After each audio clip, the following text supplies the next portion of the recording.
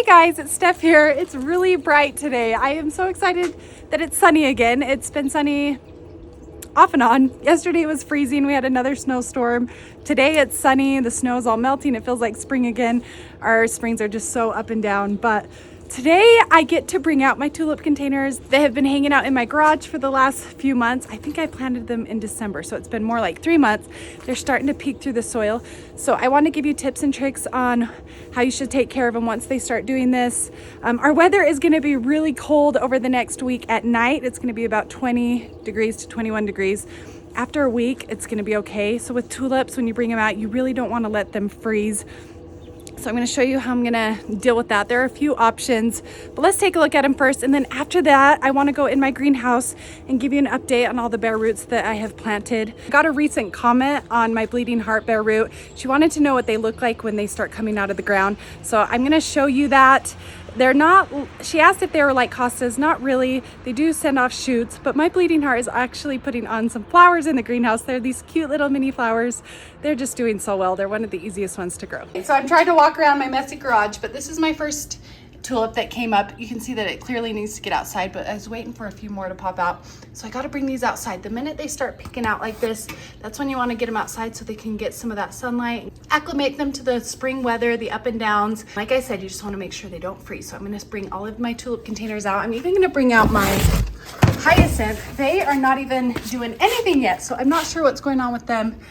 I think they're just taking their time just because it's been so dang cold. And these are smaller pots. They get much colder than these bigger ones, and so I think that's why it's taking a little bit longer. They just haven't warmed up enough yet. Here's another round of tulips. I have waited a little bit longer on these than I should have since they're already starting to put on some growth. If you see this is a good time to bring them out. Once they start doing this, you should have blooms in about 3 to 4 weeks, depending on the weather. So I have a good amount of tulip containers I got to bring outside. So it's kind of interesting. Last year, my tulips started sprouting about a month earlier just because our winter was so much more mild. So the colder it is, sometimes they come out a little bit later. Anyways, what I'm going to do with them, since it's going to get freezing temperatures over the next week, I'm just going to bring them outside, put them right in front of my south-facing wall right here, just in and out at night. So I could wrap them in burlap or some sort of frost cloth. I just don't want to spend any more money. So it's going to be a little bit of work for a week. But at this point, I'm just going to make sure I keep them nice and moist. They are going to need a little bit more water just because they are growing and it's going to be a little bit warmer outside. I'm anticipating that I'll have to water them about every 2 to 3 days. I'm not exactly sure. That's kind of what I'm guessing. If any of the neighbor cats start digging in this, I am going to be, I don't even want to say it, there will be a lot of curse words. So I'm not actually going to fertilize them anymore because in the fall I put some bulb tone in there with them. Usually when you buy bulbs, they have enough nutrients stored up that they're just fine without a lot of fertilizer. So now it's just a waiting game. I'm so excited to have all of these containers to enjoy, especially on my front porch where I hang out all the time. Before we walk over to my greenhouse, I just wanted to show you all these fun tulips that are popping up. I've been spraying them. I'm gonna spray them again. It's been raining a lot and snowing, so just gotta make sure the deer don't eat them. Okay, so let's walk over to my greenhouse. On my previous video, I did some spring chores and I talked about how I sprayed my tulips. So another method that I'm going to use this year, especially if I go out of town, I'm going to get some coffee grinds. I can get them for free over at my Starbucks that's just around the corner. And I'm going to sprinkle them all around the tulips because apparently that's a pretty good deer repellent.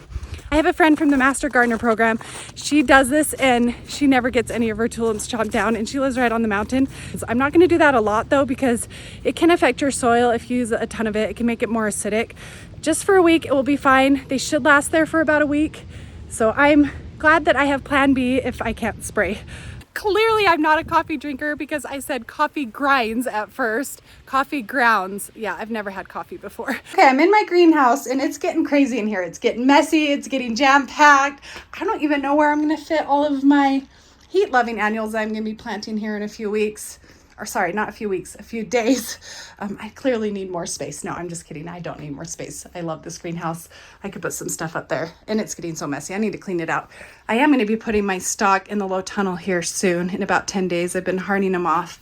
They look like they're big enough. When they have about 6 to 8 true sets of leaves, then they're good to go outside. But I do have a low tunnel, so I can put them out a little bit earlier just because it keeps it a little bit warmer.